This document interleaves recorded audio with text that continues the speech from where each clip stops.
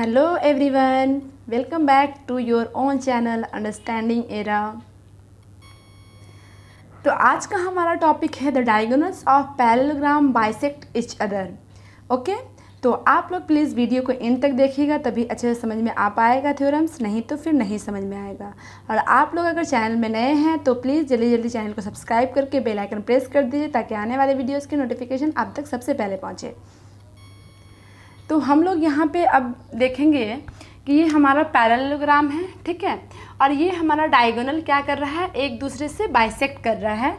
तो हम लोग को ये प्रूफ करना है कि ये डायगोनल्स जो है हमारा, ये डायगोनल्स मतलब B O is equal to O D और A O is equal to O C, ये हम लोग को प्रूफ करना है।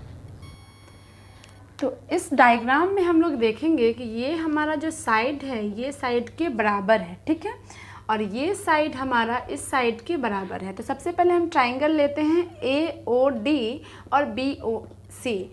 क्यों लेते हैं? क्योंकि ये दोनों अपोजिट इक्वल हैं। तो हम लोग यहाँ पे देखेंगे कि पैरेललोग्राम में ये साइड इक्वल है और ये ए सी जो है एक ट्रांसवर्सल की तरह काम कर रहा है। तो जब भी ये एक लाइन मतलब एक डायगोनल ट्रांसवर्सल की तरह अगर काम करेगा तो ये एंगल और ये एंगल इक्वल होता है, ठीक है। तो ये एंगल को हम लोग 1 ले सकते हैं, एंगल 1, और ये एंगल को एंगल 2 ले सकते हैं। Then we can write here. सबसे पहले हम लोग यहाँ पे लिखेंगे, प्रूफ करना क्या है, तो A O is equal to O C and D O is equal to O B, ये हम लोग को प्रूफ करना है। और हम लोग सबसे पहले कौन सा ट्रायंगल ले रहे हैं प्रूफ करने के लिए? तो प्रूफ करने के लिए हम लोग ट्रायंगल ले रहे हैं A O D and triangle B O C, triangle A O D और ट्रायंगल बी ओ सी, ठीक है। तो ए ओ डी और बी ओ सी में हम लोग अभी बताए यहाँ पे कि एक जो ए सी जो है एक ट्रांसवर्सल की तरह काम कर रहा है, तो एंगल 1 और 2 इक्वल होगा। Then we can write here angle 1 is equal to angle 2 किस क्राइटेरिया से बराबर होगा? तो अल्टरनेट इंटीरियर एंगल। तो अल्टरनेट का हम लोग शॉर्ट फॉर्म लिखते हैं ALT, इंटीरियर का INT लिखते हैं, एंगल मतलब एंगल सिम्बल्स देते हैं, ठीक है। तो अब इसी तरह से एंगल हमारा देखिए बी में, बी और डी मतलब हमारा डायगोनल्स बी और डी जो है, तो उसमें भी सेम क्राइटेरिया से ये एंगल्स इक्वल हो रहे हैं। ये angle equal to this angle, तो हम यहाँ पे एंगल नंबर 3 लिख सकते हैं और ये 4 लिख सकते हैं, या फिर इसको 3 लीजिए इसको 4 लीजिए, ठीक है।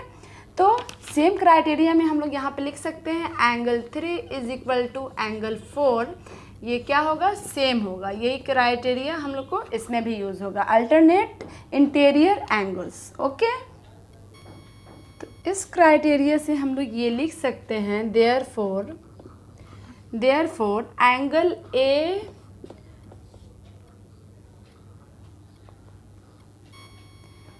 ओ डी कंग्रुएंस। इसका मतलब कंग्रुएंस मतलब ये क्या है कि ये साइड एंगल साइड से ये इक्वल हो रहा है।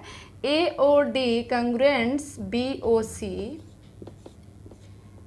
किस क्राइटेरिया से? यहाँ पे एंगल का सिंबल है, ये भी है क्योंकि एंगल साइड एंगल के क्राइटेरिया से ये हमारा इक्वल है, ठीक है। तो हम लोग ये जानते हैं कि जब भी कोई एंगल जो है अगर कंग्रुएंस होता है या फिर ट्रायंगल कंग्रुएंस होता है, दैट सारे क्राइटेरियाज एक दूसरे के इक्वल होते हैं।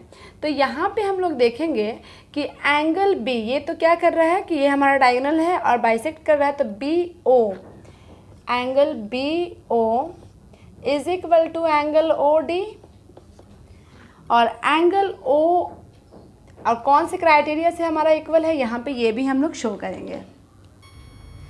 तो यहाँ पे क्राइटेरिया हमारा है कॉन्ग्रुएंट पार्ट ऑफ ट्रायंगल, ठीक है।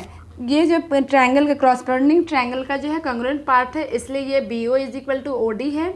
और सेम क्राइटेरिया से हमारा ये angle A O is equal to O C है। कौन सा क्राइटेरिया? सी पी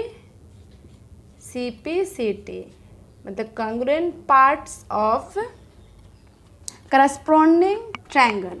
तो यहाँ से ये हमारा प्रूफ हो गया कि ये जो है ये दोनों इक्वल है B O is equal to O D, हम लोग को यहाँ पे यही प्रूव करना था, और ओ डी अगर आया तो या फिर डी ओ आया, ऑल आर इक्वल। तो यहाँ पे B O is equal to O D और A O is equal to O C, ये हम लोग का प्रूफ हो गया। अगर आप लोग को थ्योरम समझ में आ गया है तो वीडियो को ज़्यादा से ज़्यादा लाइक कीजिए, शेयर कीजिए और कमेंट कीजिए, मुझे मोटिवेट कीजिए। अब मिलते हैं नेक्स्ट वीडियो में नेक्स्ट क्वेश्चन के साथ, तब तक के लिए बाय बाय, टेक केयर।